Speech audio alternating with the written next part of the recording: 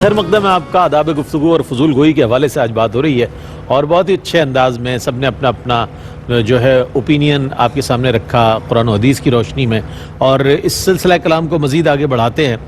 ہمارے ذہن میں بھی یہ بات آتی ہے کہ نبی کریم علیہ الصلوۃ والسلام نے جب اعلان نبوت فرمایا اور اس کے بعد جب لوگ مشرف و اسلام ہونے لگے تو پھر صرف وہ لوگ نہیں تھے جو اس سراؤنڈنگ میں تھے، مختلف قبائل سے لوگ آ رہے تھے، مختلف کلچر تھا ان کا، مختلف ان کا انداز تھا، لب و لہجہ تھا۔ ان کے ساتھ نبی کریم علیہ الصلوۃ والسلام کا انداز تکلم کس طرح کا تھا، اس سے ہمیں کیا تعلیم مل رہی، کچھ فرمائیے گا۔ حضور علیہ الصلوۃ والسلام کا انداز گفتگو کیسا تھا؟ جی بہت شکریہ۔ میں قبلہ مفتی صاحب کی بات جہاں انہوں نے چھوڑی وہیں سے آگے لے کے چلنا چاہتا ہوں کہ ایک ہیں عمومی طور پر آداب گفتگو، اور ایک ہے ابلاغ دین کے لیے، تبلیغ دین کے لیے حق گوئی اور اس کے تقاضے، بے باکی اور اس کے تقاضے۔ اس کو علامہ اقبال رحمۃ اللہ تعالی علیہ نے یوں بیان فرمایا کہ ہو حلقہ یاراں تو بریشم کی طرح نرم، رز میں حق و باطل ہو تو فولاد ہے مومن۔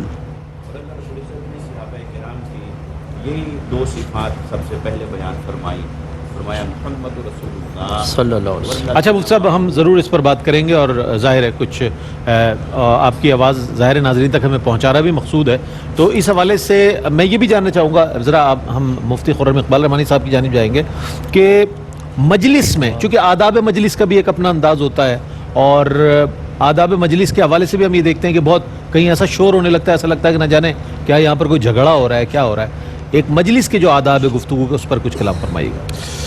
بلا شبہ اللہ سبحانہ و تعالیٰ نے قرآن مجید فرقان حمید کے اندر جب ہم لوگ بیٹھ کر کچھ گفتگو کر رہے ہوں تو اس کے حوالے سے بھی ارشادات فرمائے، پیارے آقا صلی اللہ علیہ وسلم نے بھی ارشادات فرمائے۔ اس کے اندر سب سے پہلی بات تو یہ ہے کہ جب آپ گفتگو کر رہے ہوں کسی مجلس میں، محفل میں جہاں کچھ احباب موجود ہوں، تو آپ سب سے پہلے تو اس مجلس کی نوعیت کا خیال کریں کہ وہ کس کیفیت کی ہے۔ اگر وہ خوشی کی محفل ہے تو جو خوشی کے لمحات ہیں اس کے مطابق گفتگو کی جائے، اگر وہ غمی کی محفل ہے تو اس کے مطابق گفتگو کی جائے، اسی طریقے سے کہیں سنجیدہ ماحول ہے تو وہاں سنجیدگی والی گفتگو کی جائے۔ تو اس سب سے پہلی نوعیت جو ہے وہ مجلس کی نوعیت کو دیکھ کر انداز گفتگو اختیار کرنا چاہیے۔ پھر دوسرا، جب کچھ افراد بیٹھے ہوئے ہوں تو اس کے اندر جب گفتگو ہو تو عمومی گفتگو ہو تاکہ تمام احباب اس سے جو ہے محظوظ ہو سکیں اور اس سے فائدہ حاصل کر سکیں۔ ایسا نہ ہو کہ آپ ایک دو افراد کو متعین کر کر آپس میں جو ہے وہ سرگوشیاں کرنا شروع کر دیں، اور باقی سب لوگ بیٹھے ہوئے چند افراد سرگوشی کر رہے ہوں، تو اس سے کیا ہوتا ہے کہ وہ حضور علیہ الصلوۃ والسلام نے اس سے منع فرمایا کہ تین افراد جمع ہوں تو دو کو آپس میں سرگوشی نہیں کرنا چاہیے، چونکہ تیسرا جو ہے نا وہ اس سے یہ محسوس کرے گا شاید میرے متعلق کوئی ایسی بات کی جا رہی جو مجھ تک نہیں پہنچانا چاہ رہے۔ تو جب محفل کے اندر ہو تو سرگوشیوں سے اجتناب کرنا چاہیے۔ اگر واقعتاً کسی سے کوئی خاص بات کرنی تو اکیلے میں جا کر لیں، محفل میں نہ کریں، سب کے سامنے اس بات کو ظاہر نہ کریں میں اس سے کوئی خاص بات کرنا چاہ رہا ہوں۔ پھر جب گفتگو کریں تو وہ ایسی خبر لوگوں میں نہ پھیلائیں جس کی تصدیق آپ کے پاس نہ ہو۔ کہیں سے غیر مصدقہ ذرائع سے کوئی بات پہنچتی ہے اور آپ محفل کے اندر بیان کر دیتے ہیں، لوگوں کے سامنے بیان کر دیتے ہیں، تو اس سے کیا ہوتا ہے کہ وہ آپ کی وجہ سے وہ غلط خبر سارے لوگوں کے اندر مشہور ہو جاتی ہے اور آپ اس کے ذمہ دار ٹھہرتے ہیں۔ پھر اس وقت ہم جس سوسائٹی میں ہم رہ رہے ہیں اور جس طرح ہمارے لوگوں نے انداز گفتگو اختیار کیا ہوا ہے، دین کے حوالے سے انتہائی غیر ذمہ دار رویہ ہمارے لوگوں کا۔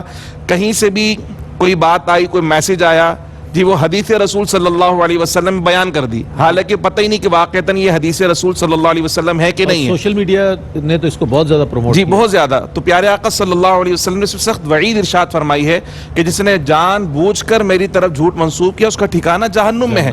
تو کم سے کم دین کے متعلق جب آپ محفل میں لوگوں کے ساتھ گفتگو کریں تو اس بات کا خیال رکھیں کہ جو مصدقہ آپ کے پاس اطلاعات ہیں یا جو واقعتاً قرآن و سنت کی روشنی میں دلیل کے ساتھ یا حوالے کے ساتھ آپ کے پاس موجود ہے وہ آپ پہنچائیں، اور جس کی کوئی دلیل اور حوالہ نہ ہو تو علماء کی بارگاہ میں رجوع کریں، اس کا حوالہ طلب کر لیں جی واقعتاً ایسا ہے کہ نہیں۔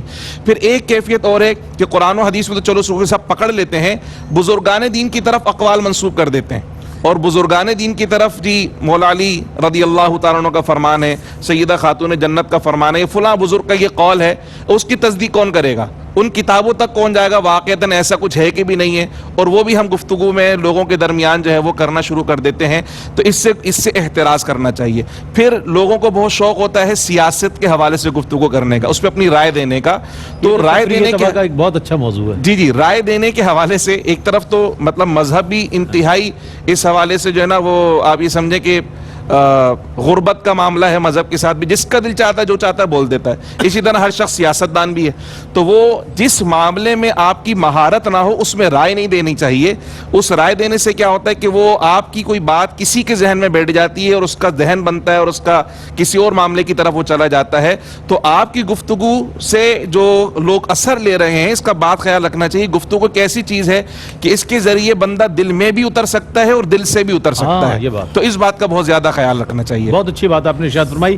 ہم یہ دیکھتے ہیں کہ سوشل میڈیا سے پہلے سب لوگ اپنے اپنے طور پر اپنے اپنے شعبوں میں کام کر رہے ہوں گے, لیکن سوشل میڈیا کے ذریعے یہ بات سامنے آئی ہے کہ ہر شخص تجزیہ کار ہے, ہر شخص ڈاکٹر ہے, ہر شخص عالم ہے, ہر شخص عامل ہے, ہر شخص وظائف بتا سکتا ہے, ہر شخص اگلی باتوں کو آپ کے سامنے پیش کر سکتا ہے, ہر شخص معاشرے کی ہر چیز پر یعنی دین اور سیاست اور دنیا ہر چیز پر بات کرنے کا اہل نظر آتا ہے سوشل میڈیا کے ذریعے. تو یہ ایک ایسی چیز سامنے آ گئی کہ جس سے بہت سارے لوگوں کے ذہنوں میں ابہام بھی پیدا ہو جاتا ہے, جس کے حوالے سے تشکیک پیدا ہو جاتی ہے. ان رویوں سے ہمیں علماء حضرات اپنا کام کریں, دیگر حضرات جس کا جو شعبہ ہے اگر وہ اس کو پریزنٹ کر رہا ہے تو بہت اچھی بات ہے. ارریلیونٹ لوگ جب شامل ہوں گے, غیر ضروری لوگ جب اس بات پر کریں گے بات, تو وہ بات میں اتنا نہ وزن ہوگا نہ اس کی وہ تاثیر ہوگی. بہرصورت ایک وقفہ ہے, وقفے کے بعد لوٹتے ہیں. مجھے امید ہے آپ کا اور ہمارا ساتھ رہے گا. جی جناب, خیر مقدم ہے. آپ کا آداب گفتگو اور فضول گوئی کے حوالے سے آج بات ہو رہی ہے, اور ہمارے درمیان موجود علامہ مفتی ارشاد حسین سعیدی صاحب سے میں چاہوں گا کہ اپنے جواب کو مکمل فرمائے. آپ نے بہت اچھی بات کہی کہ ایک تو علماء کے حوالے سے آپ بات ارشاد فرما رہے تھے, اور وہ جو حضرت موسیٰ اور حضرت ہارون علیہ السلام کے حوالے سے آپ نے گفتگو آغاز کیا تھا.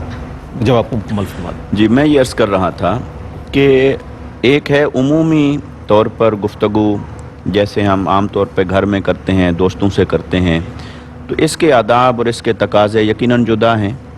ایک ہے جب کبھی آپ کو حق گوئی اور بے باکی کے ساتھ کوئی بات بیان کرنی ہے, ابلاغ دین کا تقاضا ہے, تبلیغ دین کا تقاضا ہے, کسی باطل کو للکارنا ہے, تو یقیناً اس کے تقاضے پھر جدا ہو جاتے ہیں. تو آقا علیہ الصلوۃ والسلام کی سنت مبارکہ سے اور آپ کے سیرت مطہرہ سے جو چیز ہمیں حاصل ہوتی ہے کہ آقا علیہ الصلوۃ والسلام ہمیشہ گھر کے اندر اور صحابہ کرام کے ساتھ انتہائی نرمی کے ساتھ آپ گفتگو فرمایا کرتے تھے. حضرت انس رضی اللہ تعالیٰ عنہ بیان کرتے ہیں کہ میں 10 سال آقا علیہ الصلوۃ والسلام کی خدمت میں رہا, مگر کبھی آقا علیہ الصلوۃ والسلام نے مجھے ڈانٹا نہیں ہے. اور اسی طرح آقا علیہ الصلوۃ والسلام کا یہی انداز تکلم اپنی ازواج مطہرات کے ساتھ تھا. آقا علیہ الصلوۃ والسلام ان کی بات کو توجہ سے دھیان سے سنتے, پھر جہاں جتنا مناسب ہوتا اتنا جواب دیتے, حتیٰ کہ بتقاضۂ بشریت اگر امہات المؤمنین کے مابین بھی کوئی ایسی تلخ بات آ جاتی تو اسے بھی تحمل کے ساتھ سنتے اور پھر نرمی کے ساتھ ان کی اصلاح فرماتے اور اس کا جواب ارشاد فرماتے. کیا بات. اور آقا علیہ الصلوۃ والسلام کی یہی جو نرمی کی شان ہے, اسی کو قرآن مجید نے سورہ البقرہ کی آیت نمبر 159 میں یوں بیان فرمایا فَبِمَا رَحْمَةٍ مِّنَ اللَّهِ لِنْتَ لَهُمْ. اللہ حبیب صلی اللہ علیہ وسلم, اللہ کی جو آپ پر رحمت ہے اسی کے سبب سے یہ ہوا ہے کہ آپ ان کے لیے نرم واقع ہوئے ہیں, ان کے لیے آپ نرم ثابت ہوئے ہیں. پھر فرمایا وَلَوْ كُنْتَ فَظًّا غَلِيظَ الْقَلْبِ لَانْفَضُّوا مِنْ حَوْلِكَ. اے حبیب صلی اللہ علیہ وسلم, اگر آپ سخت مزاج ہوتے اور دل کے سخت ہوتے, مزاج کے سخت ہوتے, تو پھر یہ ضرور آپ کے پاس سے گریزاں رہتے, دور ہو جاتے. تو گویا آقا علیہ الصلوۃ والسلام کی اس نرمی سے صحابہ کرام قریب ہوئے, اور وہ نرمی سے اس قدر مانوس تھے کہ ہر آنے والا یہ سمجھتا تھا کہ سب سے زیادہ شفقت آقا علیہ الصلوۃ والسلام میرے ساتھ فرما رہے ہیں, سب سے زیادہ حسین اور نرم لب و لہجہ آقا علیہ الصلوۃ والسلام کا میرے ساتھ ہے. تو یہ آقا علیہ السلام کی سیرت سے ہمیں یہ اسلوب تکلم اور یہ انداز گفتگو ملتا ہے. پھر اسی کو میں ایک دوسرے اینگل سے بیان کرنا چاہتا ہوں. گفتگو اپنے محل کے اعتبار سے بدل جاتی ہے, اس کے تقاضے بدل جاتے ہیں اپنے محل محل اور مورد کے اعتبار سے. ایک ہے آپ عام طور پر عام لوگوں سے بات کر رہے ہیں، گھر میں دوستوں سے، بچوں سے، بڑوں سے، یقیناً اس کے یہی آداب اور تقاضے ہیں جو آج کی اس نشست میں بیان ہوئے. مگر قبلہ مفتی صاحب نے جس بات کی طرف اشارہ فرمایا اس کو سمجھنا بھی ضروری ہے کہ جب ہم نے حق بات بیان کرنی ہے اور معاشرے میں کہیں حدود اللہ کی خلاف ورزی ہو رہی ہے، کہیں سیرت مطہرہ کی خلاف ورزی ہو رہی ہے، کہیں دینی تعلیمات کا مذاق اڑایا جا رہا ہے اور کہیں ظلم ہو رہا ہے، تو جب اس بات کو بیان کریں گے، جب اس کو ایڈریس کیا جائے گا تو اس کا لب و لہجہ اس کے مطابق ہوگا، اس کا لب و لہجہ اس کے محل اور مورد کی مناسبت سے ہوگا. پھر جیسا فرد ہوگا اس کے مطابق اس کے ساتھ کلام کیا جائے گا اور جیسا مضمون ہوگا اسی کی مناسبت سے اس کو ادا کیا جائے گا. اور قرآن مجید نے پھر جہاں نرمی کا ذکر فرمایا وہاں سختیوں کا بھی ذکر فرمایا. جہاں نرم اور حسین الفاظ کا انتخاب ہونا چاہیے گفتگو میں، اس کا ذکر ہوا قرآن مجید میں، وہاں سخت کلمات کا بھی ذکر ہوا اور وہ بھی اللہ رب العزت نے بیان فرمائے. جیسے صحابہ کرام کی صفت کے طور پر آیا کہ اشداء علی الکفار رحماء بینہم، وہ کفار پر سخت ہیں اور آپس میں نرم دل ہیں. تو گویا جب موقع محل بدل گیا اور آپ کا مخاطب بدل گیا تو آپ کا انداز تکلم بھی بدل جاتا ہے اور لفظوں کا انتخاب بھی بدل جاتا ہے. اسی کو علامہ اقبال رحمۃ اللہ تعالیٰ علیہ نے یوں بیان فرمایا کہ ہو حلقہ یاراں تو بریشم کی طرح نرم، رز میں حق و باطل ہو تو فولاد ہے فولاد ہے. کیا اچھی بات ہے. اچھا مفتی خرم اقبال رحمانی صاحب، کیا پیغام دیجیے گا؟ موضوع بہت اہم ہے، ہماری مساجد سے، ہمارے مدارس سے، ہمارے دیگر انسٹیٹیوشن سے کیا پیغام جانا چاہیے؟ چونکہ طلبہ و طالبات سیکھنے کے مرحلے میں ہوتے ہیں، وہ اساتذہ کو دیکھتے ہیں، ان کے رویے دیکھتے ہیں، ان کے الفاظ اور ان کے جو چناؤ ہے الفاظ کا وہ دیکھتے ہیں اور اسی کو پھر اڈاپٹ کرتے ہیں ڈیفینیٹلی. تو کیا فرمائیے گا آپ، کیا پیغام دیجیے گا اس مرحلے پر؟ لیکن رئیس بھائی سب سے اہم پیغام تو یہی ہے کہ بحیثیت مومن پیارے آقا صلی اللہ علیہ وسلم کی سیرت کو زندگی کے ہر عمل میں، زندگی کے ہر گوشے میں اختیار کر لیا جائے. آپ صلی اللہ علیہ وسلم نے زندگی کا کوئی گوشہ ہمارا ایسا نہیں چھوڑا جس میں ہدایت کے پھول ہمیں نہ عطا فرمائے ہوں، اور عملی طور پر آپ صلی اللہ علیہ وسلم نے کر بھی دکھایا اور صحابہ سے کروایا بھی. تو سب سے پہلے تو ہمیں وہیں سے روشنی لے لینی چاہیے، وہاں سے روشنی لیں گے انشاءاللہ ظاہر و باطن روشن ہو جائے گا. دوسرا آپ صلی اللہ علیہ وسلم کا فرمان، آپ نے فرمایا کہ جو اللہ اور روز آخرت پر ایمان رکھتا ہے اسے چاہیے خیر کہے یا خاموش رہے.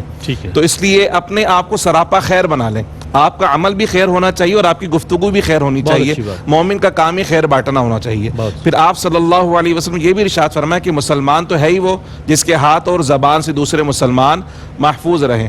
تو ہاتھ سے تو ہم بہت سارے لوگوں کو تکلیف پہنچانے سے رک جاتے ہیں مگر زبان سے تکلیف پہنچانے سے نہیں رک پاتے. کہتے ہیں جی مارنے والے کا ہاتھ تو روکا جا سکتا ہے مگر بولنے والے کی زبان نہیں روکی جا سکتی. مگر ہمیں بتانا ہوگا کہ جی بولنے والے کی زبان بھی روکی جا سکتی ہے اگر خوف خدا اور پیارے آقا صلی اللہ علیہ وسلم کا فرمان جو ہے وہ سامنے اگر ہو تو انشاءاللہ اپنے کردار کی اور اپنے اخلاق کی تربیت کی جا سکتی ہے. اور جیسا مومن اللہ کو پسند ہے وہ رسول اللہ صلی اللہ علیہ وسلم کی سیرت کو اختیار کر کے ہی بنا جا سکتا ہے.